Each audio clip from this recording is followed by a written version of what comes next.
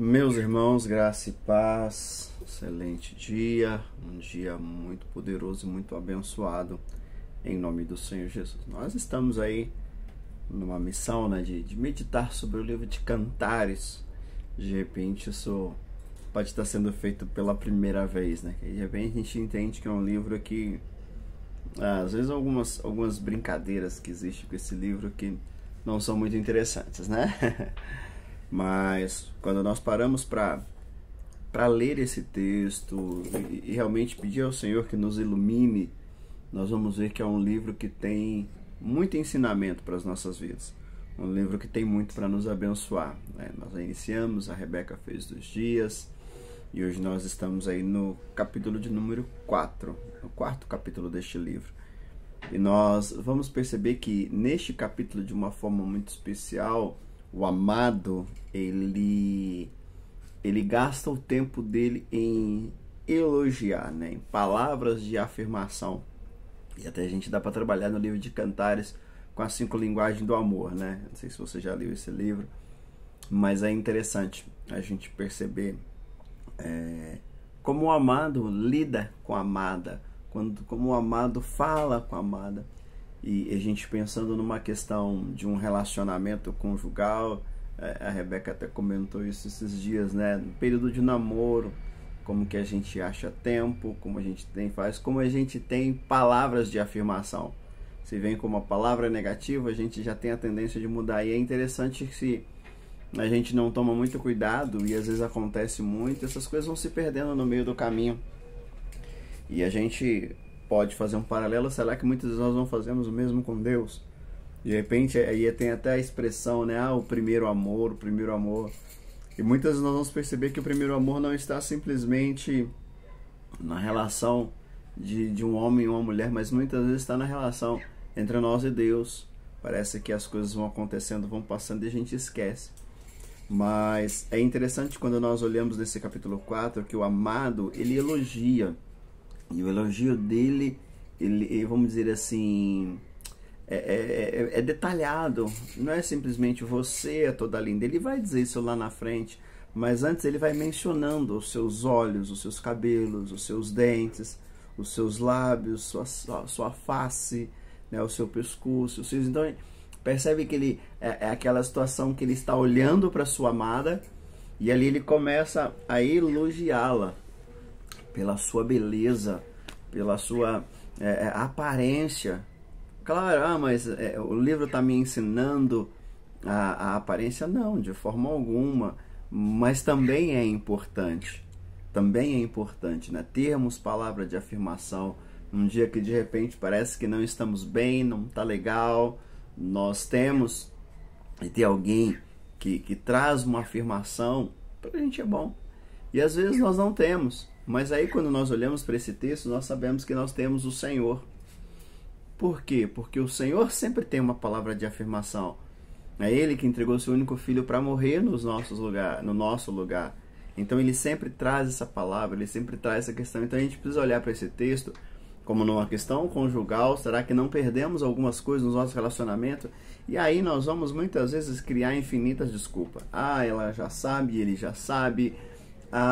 Está muito corrido. E não só na questão conjugal, mas também no relacionamento de pai e filho. Qual foi a última vez? Porque às vezes as nossas palavras são só de reclamação, são só de pontuação daquilo que não está legal, naquilo que não está bom, que também faz parte da vida. Mas faz parte da vida também o outro lado, de elogiar, de afirmar, por mais que os sonhos possam ser sonhos surreais, inimagináveis, mas a gente dá uma palavra de afirmação. É importante, nós parece que vivemos num mundo de muita negatividade, que a gente só traz palavras negativas, e às vezes precisamos, irmãos, parar e procurar coisas, procurar situações para trazer uma palavra de afirmação, sendo tanto para o nosso cônjuge, tanto para os nossos filhos, para os nossos pais. É importante. Esse texto vai trazer isso. Quando Salomão começa a declarar isso, né, que como no personagem o amado para sua amada, ele quer trazer para nós que a palavra de afirmação é importante. Muitas vezes eu dependo de palavra de afirmação. Muitas vezes nós necessitamos disso. Você, de repente, necessita dessa palavra de afirmação.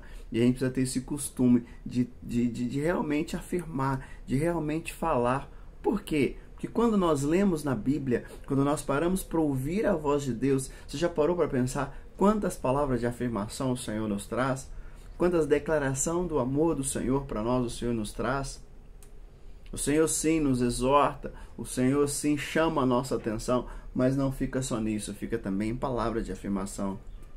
Quando nós olhamos o versículo 9, ele vai fazer assim: você fez disparar o meu coração, minha irmã, minha noiva, fez disparar o meu coração com um simples olhar, com a simples joia dos seus cabelos. Admiração.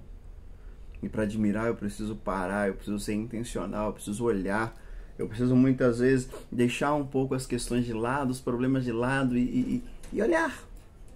E simplesmente parar. Será que no dia de hoje ou até o final de semana aí não poderia de repente tirar um tempo e perguntar assim: qual é a pessoa que eu preciso admirar hoje? Meu marido, meu filho, minha esposa, minha mãe, o Senhor? Admirar a Deus. Qual foi a última vez que nós fizemos isso? Ele vai dizer também no versículo 10: quão deliciosas são as suas carícias, minhas irmãs, minha noiva.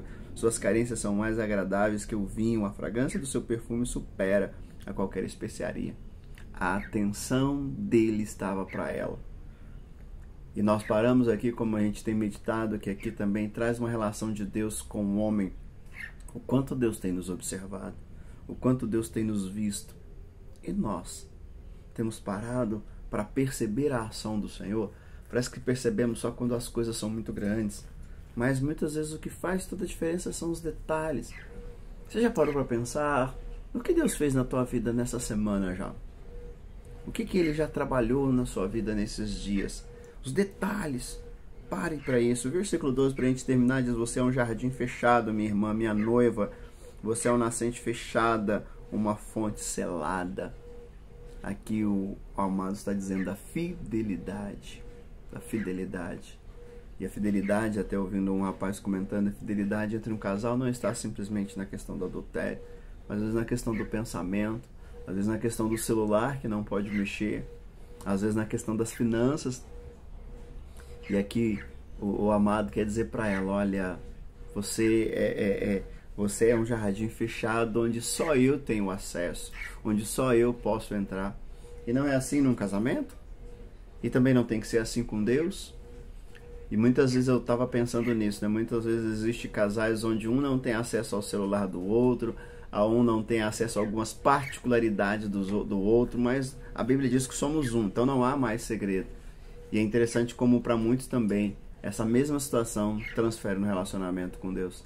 Existem segredos para com Deus. E quem perde com isso? Somos nós, né? Que possamos abrir o nosso coração e refletir nessas situações, tá bom, meus queridos? Beijo no coração, fiquem todos com Deus.